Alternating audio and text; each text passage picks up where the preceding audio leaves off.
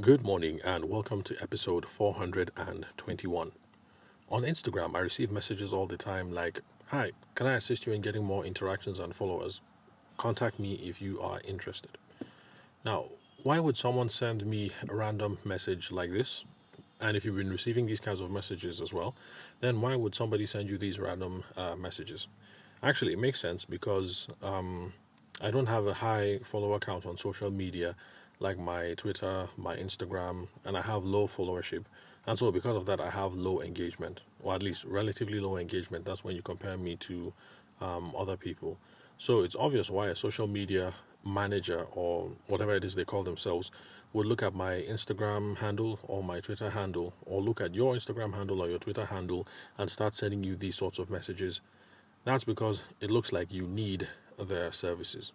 So, if you look at it in that sense, then it is a good idea for people like that, for social media managers or anyone for that matter, to send messages out like this or emails out like this to random people. It's a good business activity to do. It's a good way to spend your time. And actually, from a business perspective, from a sales perspective, we should celebrate them for their effort. So we have to give props to these people because it's a good use of social media to try and get new clientele, not just to keep updated with whatever the latest dance craze is or the newest fad or to follow memes or things like that.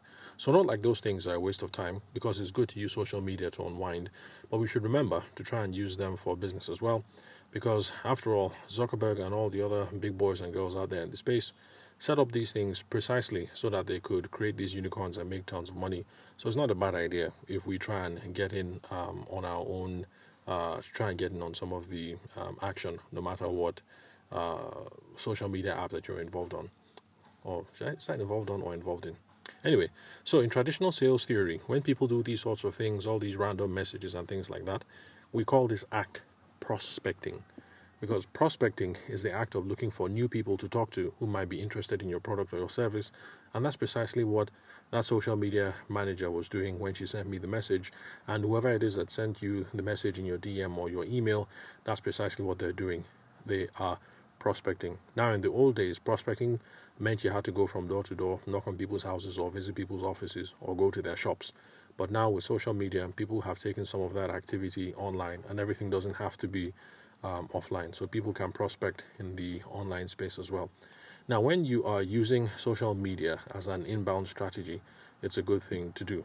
Now, inbound is when you throw things out into the internet to attract the right kind of people, or what some people say also to repel the wrong kinds of people. I mean, it might make sense if you look at Donald Trump. With all the stuff that Donald Trump was putting out on social media, he was attracting a certain kind of person, but then again, he was also repelling and disgusting another uh, certain kind of person, other groups of people, and um, and that was a key part of his allure, key part of the brand. So you can either the content that you put out can either attract or dispel attention, but the whole point of throwing things out over the internet, like some of us do using the blogs, the podcasts, the Instagram handles, things like that, is to attract people. So that kind of activity is called inbound. Now, the reason why I give you that background is just so that you understand what I'm about to say next, which is called outbound strategy. And outbound strategy is when you go snooping around looking for other people to talk to, which is precisely what it is that that social media manager is doing and other folks do when they slide into your DM that way. So, outbound is proactive because you are taking the initiative. You're not sitting down and waiting for people to send you a DM saying, "Hey, are you a social media manager? Can you help me with my page?" You are the one who is sending messages to people saying, "I'm a social media manager. Can I grow your page? Can I give you more engagement? Can I give you more this and this and that and that?" So, outbound, you are being proactive, you're taking the initiative.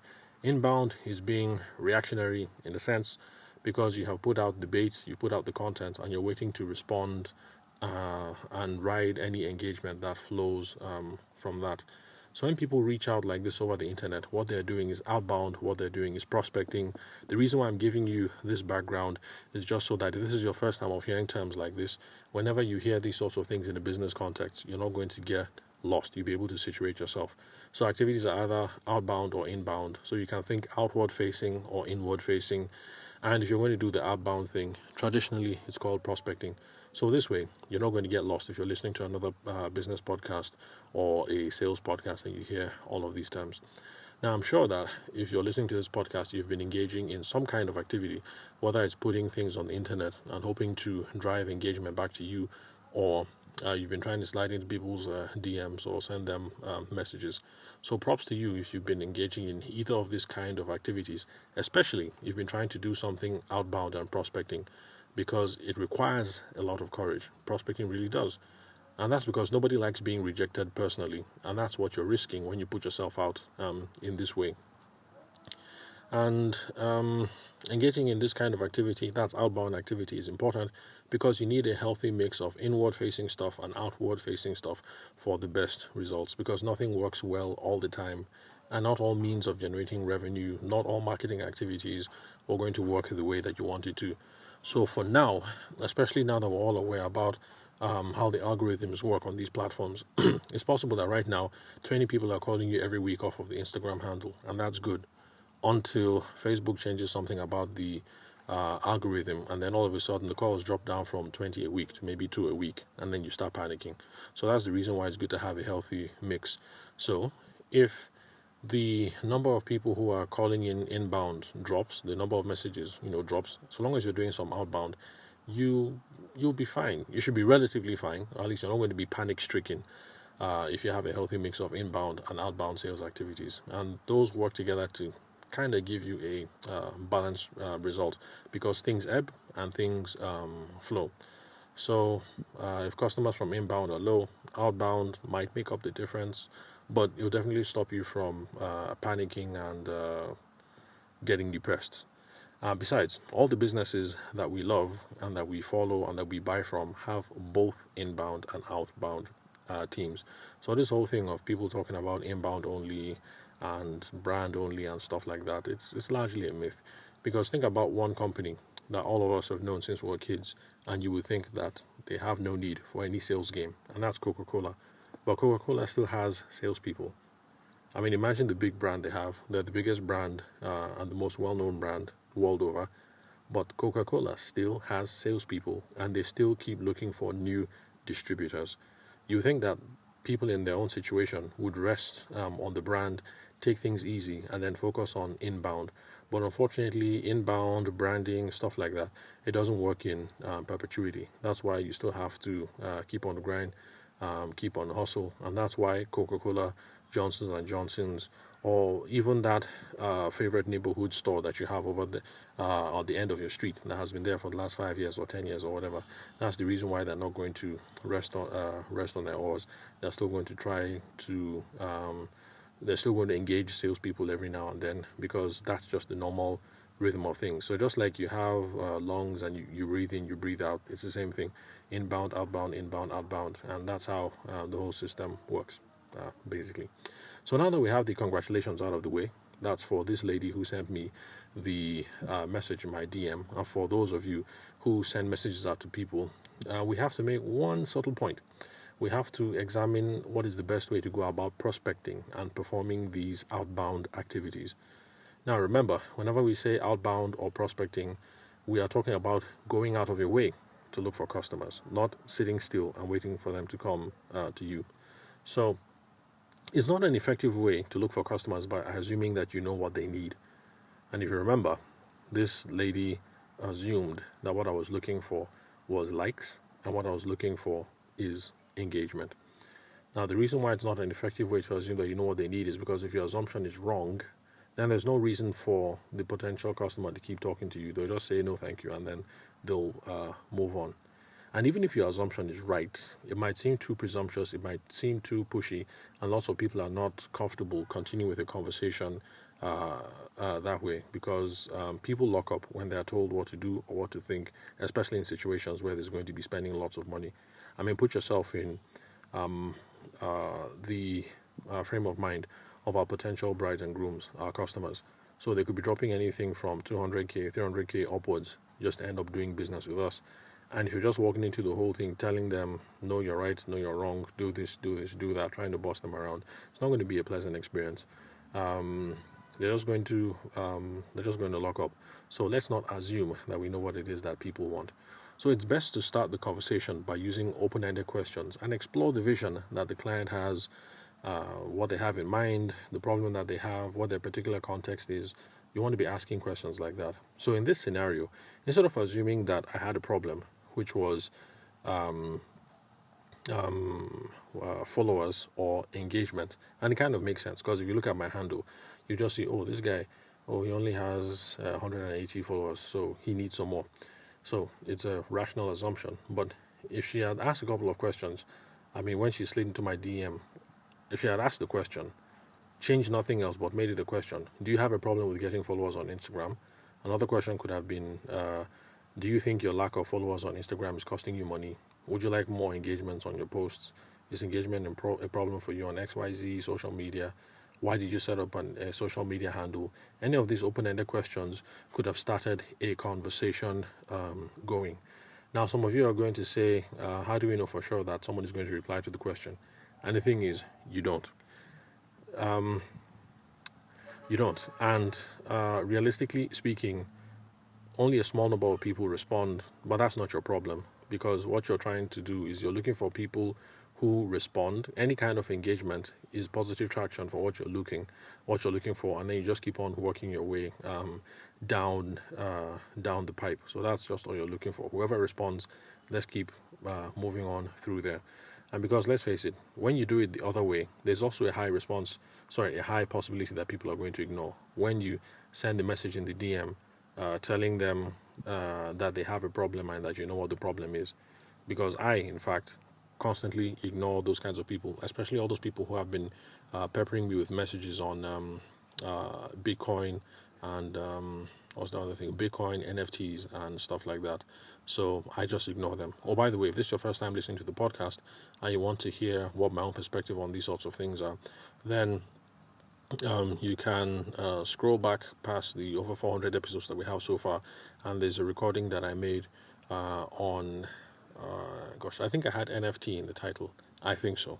So if you find it, you'll find out what my own personal opinion on NFTs are, and hopefully you also get some education on this whole thing about NFTs.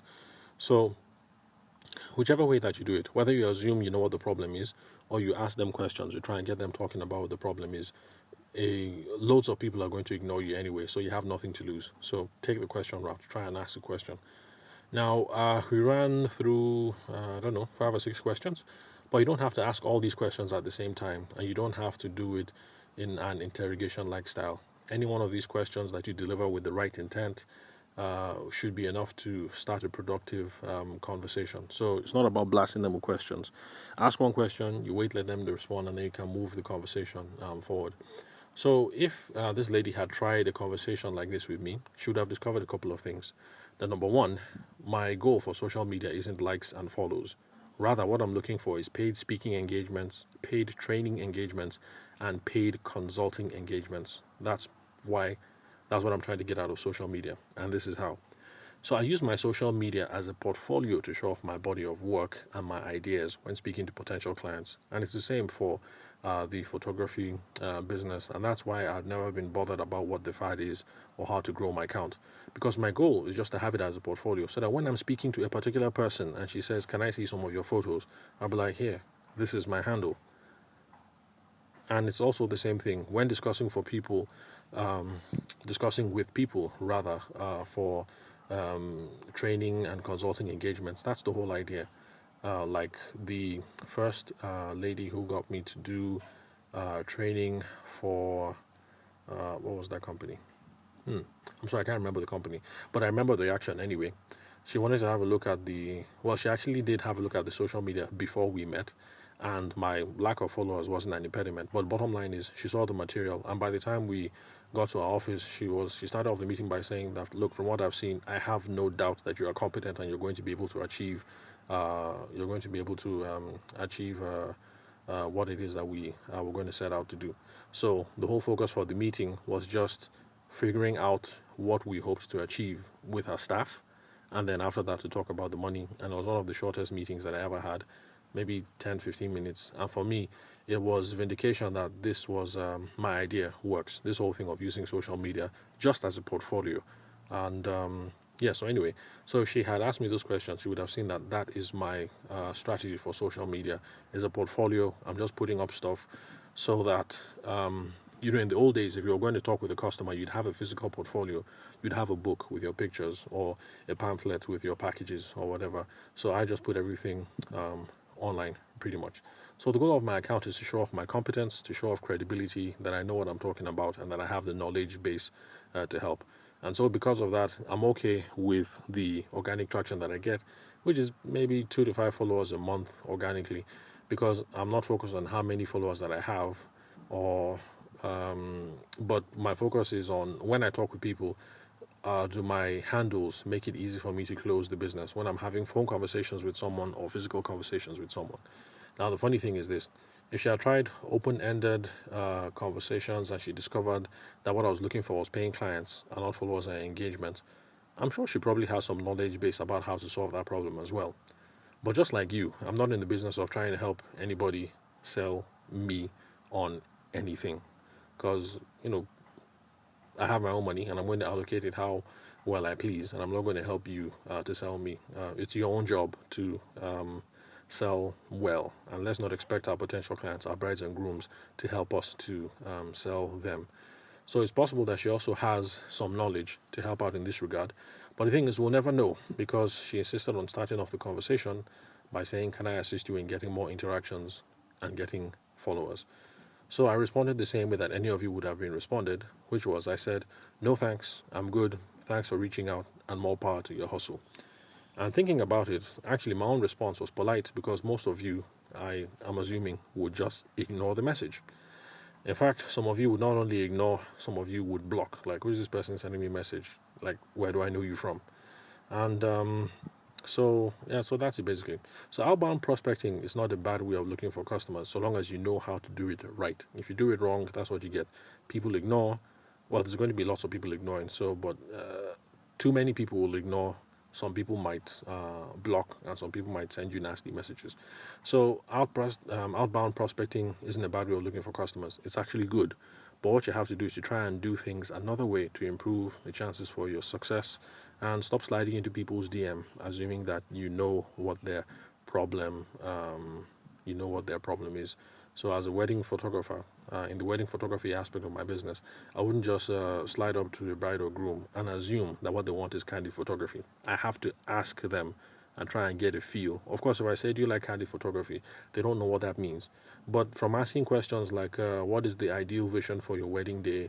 Do you have any kind of style inspirations that you're looking at, blah blah blah, I'll be able to get a sense of what it is that they want. So if she's showing me pictures of brides that have been photoshopped on the moon, then I know that I can't work with that client, because what I do is much more candid and documentary based, and I can't do all that sophisticated editing and stuff like that.